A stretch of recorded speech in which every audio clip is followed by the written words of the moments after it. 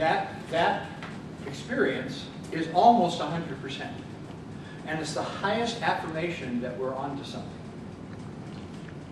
See, when I created the CPI, I took it. I was the first one who took it. And the first thing that happened to me was I saw 18 points of power. And I said, well, this is worthless. I don't have that kind of, I'm not that kind of person. See, I had all kind of personality things about why power was not nice. I had discovered that it was essential to a whole bunch of people, that they absolutely owned it as a real human energy that was positive and needed to come out in the world, but I still wasn't willing to accept it in myself. I still had a bunch of crud around that. So it surprised me.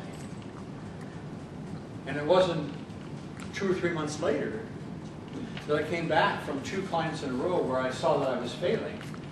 And I asked myself the question, which of the core values have I been operating in? And it wasn't power. I asked myself the question, what would a power-based person do?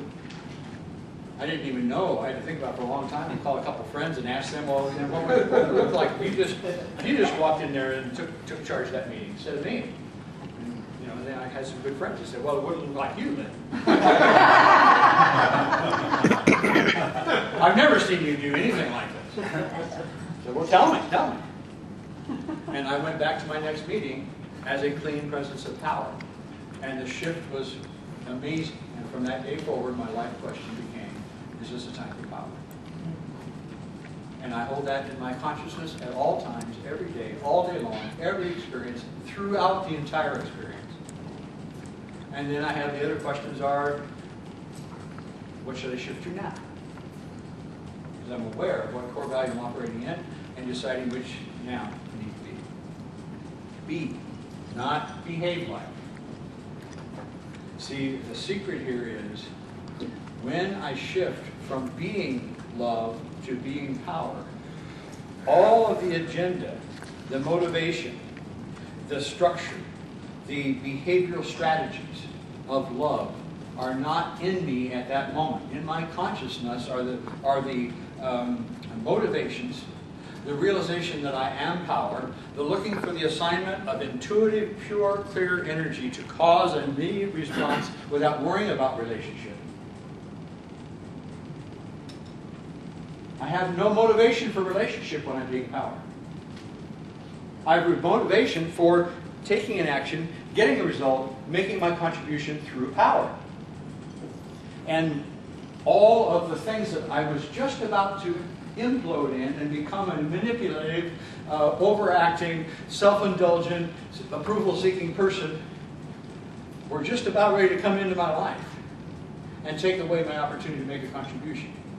And when I shift to power, all of that is just not even there. It's not there because you can only be one core value at any moment of time. You can only be the presence of power, love, wisdom, or knowledge at any one moment of time. And when you are that presence, that is what you are, that is the motivation you have for being, and everything will come from the alignment with that energy. Yes? So that raises a question for me, Val. Louder for me and for everybody else? It raises a question for me. If you look at our quadrants, yes, and the scores, which may be from, you know, I don't know, 8 to 8 to 28. So what you just said makes me think I can learn to be in any of the 4 quadrants regardless of my score. Yes, you can. Yes, you can. But it's not likely if you have less than 12 points that you will. It's likely if you have less than 12 points that is so far down your priorities. And if you've done a reasonable job about putting yourself where you are needed, Right. you don't need a lot of power there. Therefore, you don't look to it very often. Therefore, you don't need it very often. Therefore, you don't come to it very often. It takes a tremendous amount of intentionality to be there even for 2 minutes.